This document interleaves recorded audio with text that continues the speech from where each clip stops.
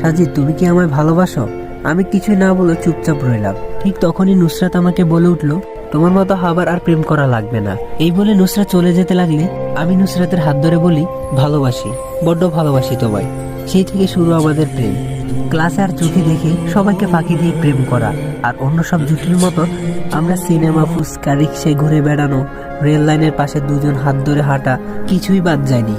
দিন যত যাওয়া শুরু করলো, ভালোবাসা তত বাড়লো। দুজনে দুজনের প্রতি আসক্ত হয়ে উঠলাম।